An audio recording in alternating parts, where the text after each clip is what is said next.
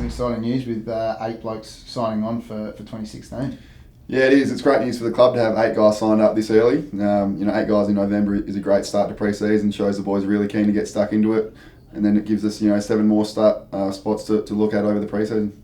Tell us about that process, the 7 spots that we've got remaining. How will that work out over the next few months? Yeah, so I think last year the 15 was signed straight away, which didn't give the other boys any real incentive to impress over pre-season. So having those 7 spots available, it gives guys a bit of hope, bit of incentive to train really well, to impress me, to impress the other coaches, and then they'll get rewarded if they do the right thing.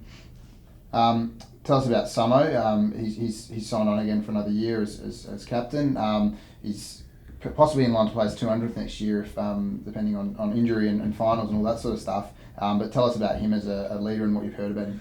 Spoken to Samo a few times, seemed really impressive, but heard so many good things about him. Everyone here raves about him, says he plays the Port Adelaide way. He's been here for a long time now, like you said, in line to play 200 games next year. So he's a great role model, a guy that I'll rely on to help me out, to fill me in on players and how they play and what else we can improve on during the pre-season. So looking forward to working really closely with him. Pre-season starts on Monday. How excited are you to get into that?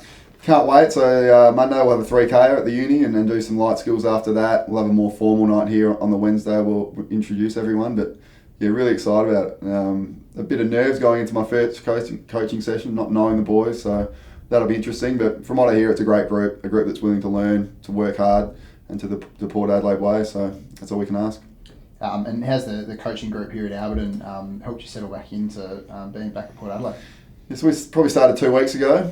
Just so much experience in the coaching ranks here. You just look around and you've got so many people that are willing to help you, and I'm willing to learn off. So they've been around footy a lot, so I'll learn a lot. They seem like they're really open and willing to help me as well, which would be great going into my first year as coach. How's Buddha helping you out with the transition with the coaching gig here? Yeah, myself and Buddha have sat down a few times, and he's letting me know what to expect, what will be coming, how he balanced the workload and just things he did. Fill me in a bit about the players, how they play, a bit of game style stuff, just general footy talk. So Buddha was great to me when I was here in my last couple of years playing. It seems like he's going to be a big help coaching as well. And you're looking forward to putting your own stamp on having your own team now?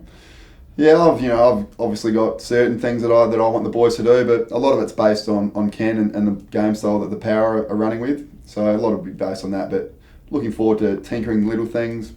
Obviously I'm a huge on tough, aggressive Port Adelaide footy, which Ken is as well, so that ties in nicely. But there'll be certain things that I'll do differently to Ken, and looking forward to see how the boys respond to that. And tell us about your dad's reaction about you coming back to Everton. At first he told me to stay at GWS. Nothing against the Power or the Magpies, but he was pretty comfortable with me up there. He knew they treated me really well, but I think he got the impression that I was really keen to get back to the club I love and the club that I've got so much history with. So once he realised that, he was quite supportive of it. And Kane, you got a bit of a rivalry now at Glenelg that he's doing some coaching down there. Yeah, I found out about that on Facebook, so that was good of him to tell me that he was going down there. Not sure how much involvement he's going to have with the Tigers, but obviously I'm hoping that there's a Magpies v Tigers game at Glenelg Oval. That'll be great, a bit of family rivalry for sure.